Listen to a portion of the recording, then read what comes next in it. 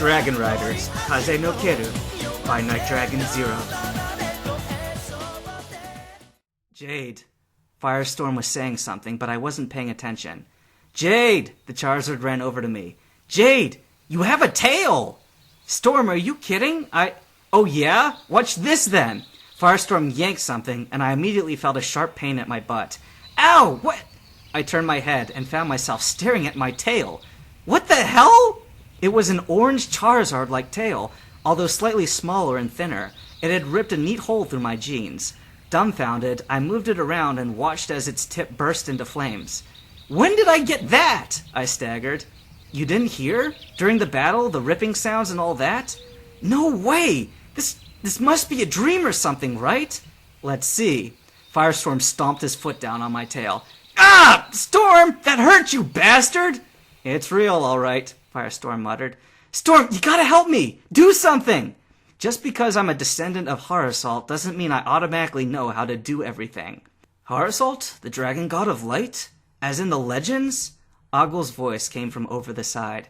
I wanted to slap myself. I'd completely forgotten he'd been standing right there, and we'd gone on babbling all our secrets, not to mention showing off a whole lot of other things.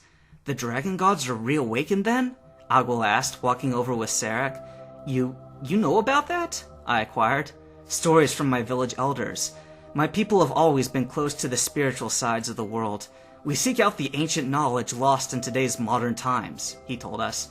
I believe there is much we need to talk about. Yeah, it is a long story, I nodded.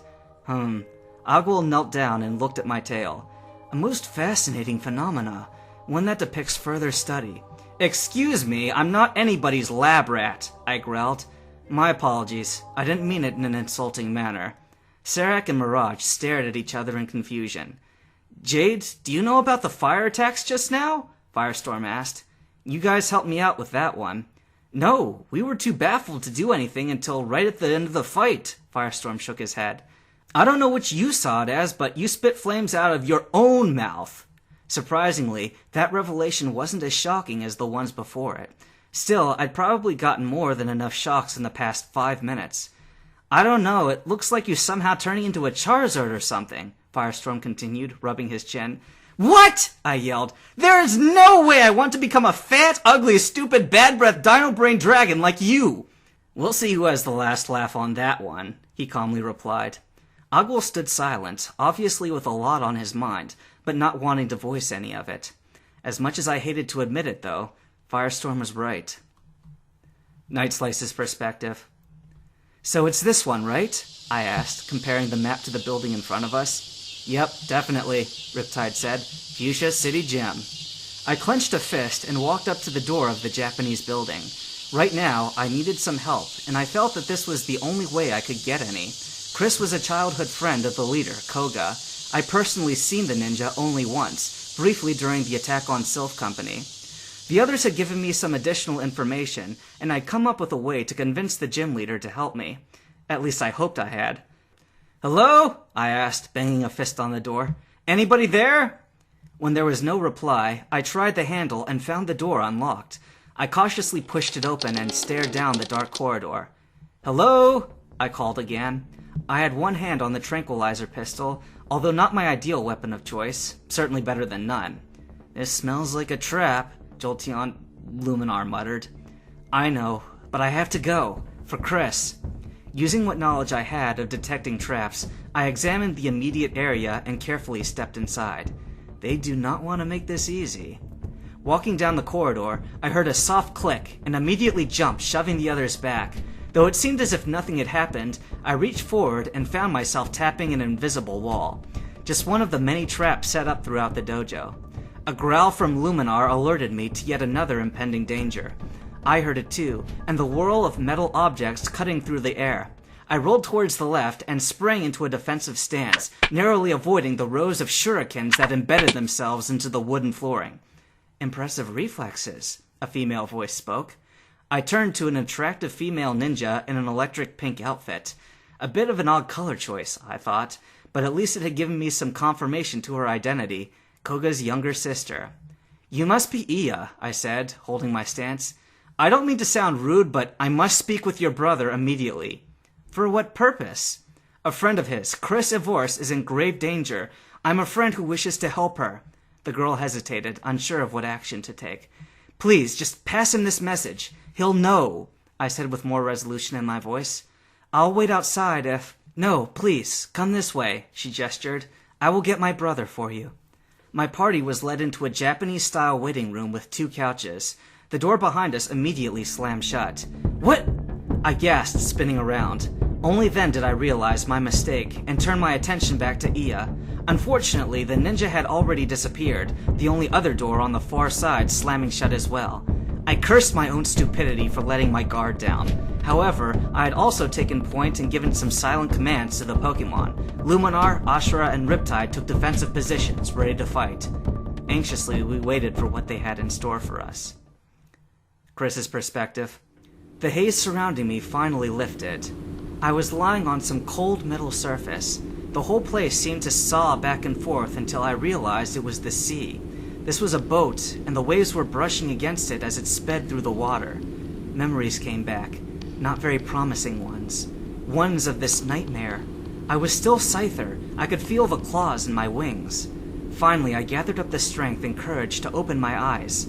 The sight that greeted me was something I never wanted to see ever again. I was in a cage, stashed in the cargo hold of an unknown ship. All around, cages filled with many other Pokemon lined the walls and shelves, all doomed to a horrible future, whether they knew it or not. I could actually understand them, too. The few legible words that were spoken basically resembled those of a bunch of inmates being shipped off to the nearest jail. There were 3 Team Rocket members standing nearby, 2 men and a younger woman. All 3 had their caps pulled low, so I couldn't see their faces. Looks like it's awake. One of the men noticed me getting up. Good, at least we know you didn't kill it with too much drugs, his male colleague said. Well, how was I supposed to know? The logistics guy was on leave. You still pumped it with a whole bloody syringe. And how many cc's was that? Heck, even I don't know. The guy shook his head. It just isn't efficient to kill him after the trouble we went through. Okay, time out, boys, the woman cut in. That's the only Scyther we got today, and they're pretty much in demand. Better start taming it now. You're asking us? The first man asked. Well, you're the guys. Fine then. He tried to look intimidating and growled menacingly as he approached. Hey, take it easy there, he frowned, reaching a bundle of keys. We can do this the easy way or the hard way, whichever you like it.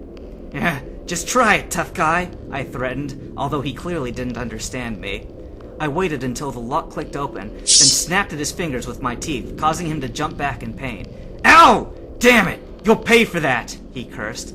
Don't blame your own mistakes on the beast. It doesn't know any better, the other male laughed. Besides, with a face like yours, I'd want to chew off your hand too.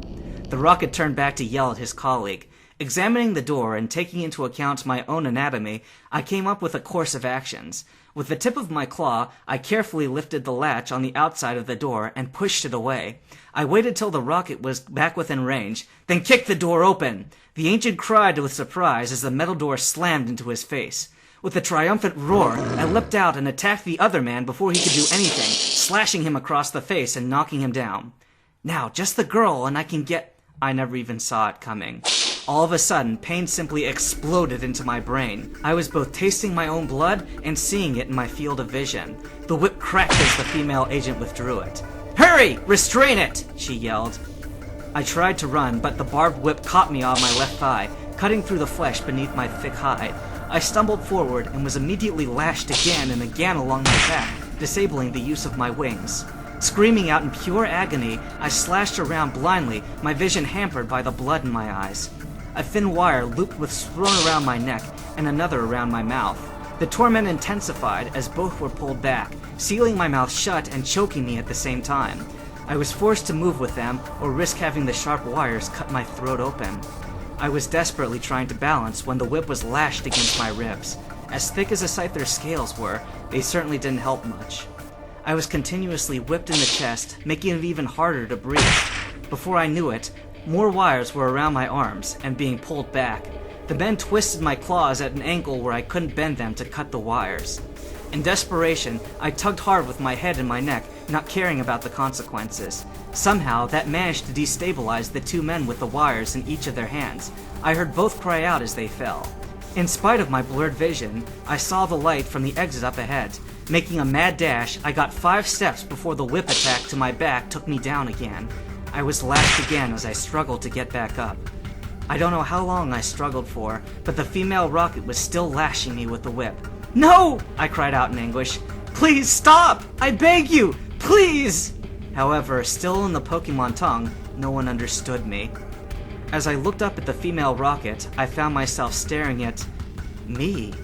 Not literally, of course, but a vision of myself back when I was in Team Rocket. I saw myself with the whip lashing away mercilessly. No! Firestorm. Back in Team Rocket, I'd done so much of this to him. I put him through this by my own hand. Storm, was I this kind of monster? I'm so sorry, my friend. You hid your emotional scars so well. You always smiled. You said to forget it. It was all in the past, and I took it. My senses were beginning to fade away in the darkness. I silently beckoned the blackout to relieve me of this torture. I should have known, Firestorm. I've heard they say you can never truly understand what someone has been through till you've stepped in their shoes. How painfully right they